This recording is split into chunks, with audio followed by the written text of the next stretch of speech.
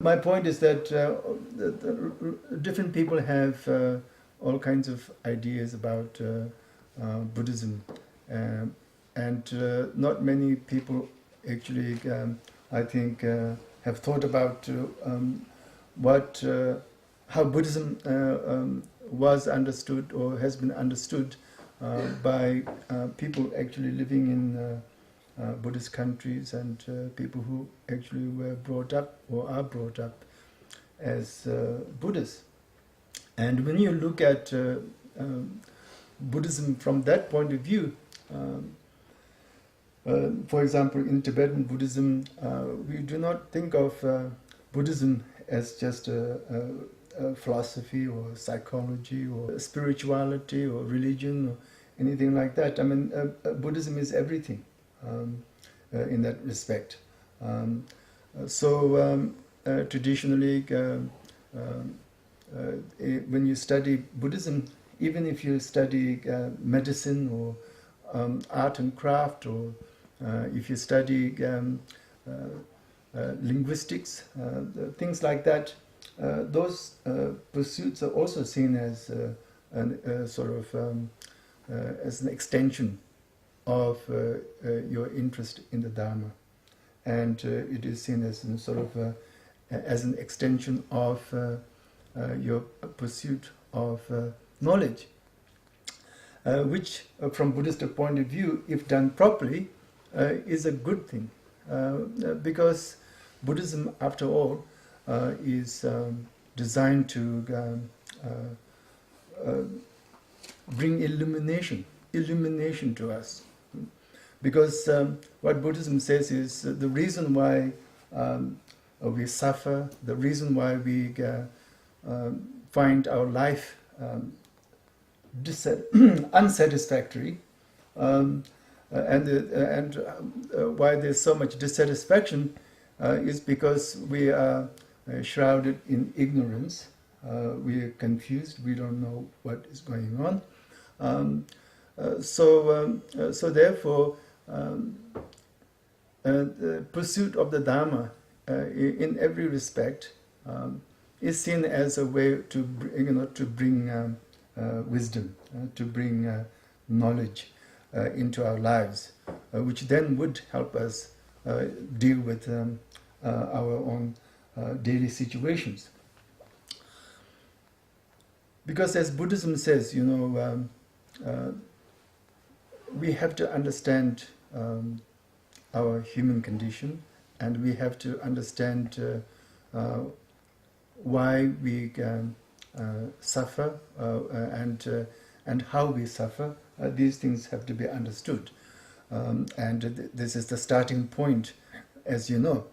And again, Buddhism does not say life is suffering, as some people think. Buddhism does not say life is suffering. What Buddhism says is we conduct ourselves, and how we see the world, and how we interact with others causes suffering. And this is why some suffer more than others. Even two people living in the same environment, one could be suffering and the other one is not. It is not said, again, as some people think, in order to do that, we then have to try to become enlightened, or we have to become a Buddha or something like that. We have to deal with these things on a practical level. Buddhism does not say that gaining enlightenment is the answer. Well, it is the answer, but that is the distant goal. So in Buddhism, we are instructed to set two different kinds of goals. One is the distant goal of attaining enlightenment, nirvana, and the other one is more immediate goal of trying to reduce pain and suffering in the immediate future. So it's not the case that we have to wait until we die or until we attain enlightenment that we may expect to be freed of all manner of pain and suffering. Now, having said that, what Buddhism also says is that we have to distinguish between pain and suffering. Of course, sometimes pain and suffering go together, but sometimes pain and suffering do not go together. So some kind of painful things may be unavoidable, and some painful things may actually be good for us.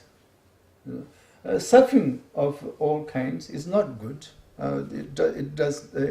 It doesn't produce any kind of benefit for anyone. Whereas certain painful experiences, even though at the time it may be unpleasant or something of that kind, certain profound painful and upsetting experiences could be a beneficial thing. It may actually go towards making the person actually develop skills to cope with life better, so that one begins to suffer less.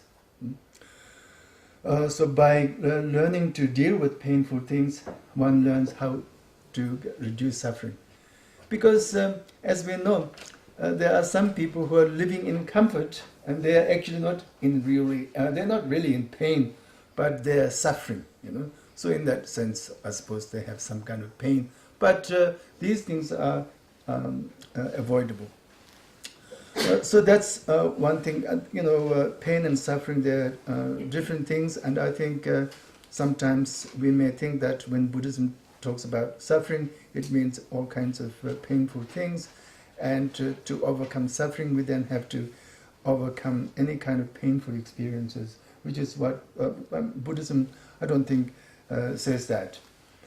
Only Buddhas perhaps free of pain, but there's quite a bit of discussion about that, whether Buddhas also actually, whether they experience pain or not. Some say they do, and others they do not. What we need to talk about is first how to separate pain from suffering, and then even with suffering, there may be we may be able to sort of make distinction between types of suffering that we may not be able to sort of overcome until we become more advanced on the spiritual path or something like that, and then other forms of suffering that we actually can avoid. So our immediate goal then is, first of all, it is not about sort of trying to get rid of all forms of painful experiences. And secondly, it's not even about trying to get rid of all forms of suffering. The classic examples of suffering, types of suffering that we actually cannot avoid, is like old age. Getting old is going to happen. We cannot really sort of put it off. It produces suffering, and sickness. That's another one that Buddhism speaks about. When we get sick, we would suffer, and that is something that we have to again deal with. Facing our own mortality and so on.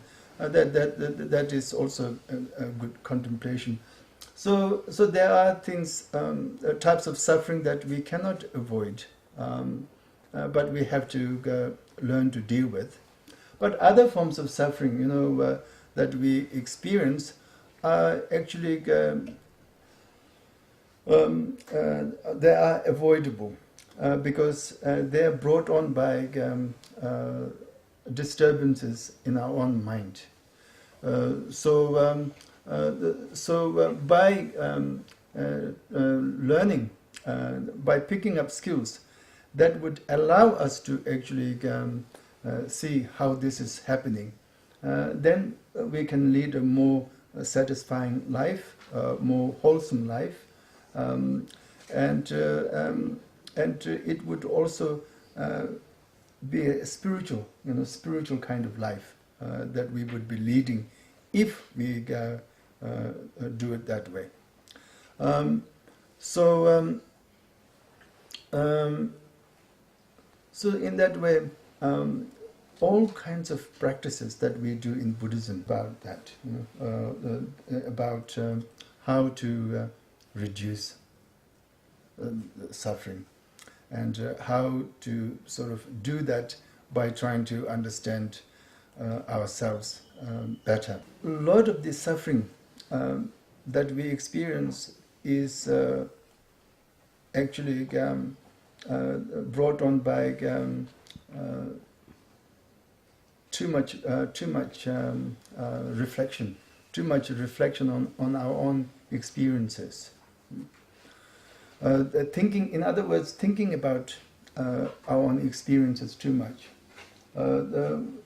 causes more confusion in the mind, and with more confusion comes disturbances.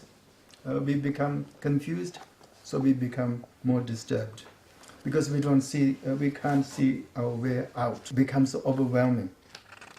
So a lot of the Buddhist practices is geared towards, you see, this is the sort of irony of the Buddhist practices, I suppose.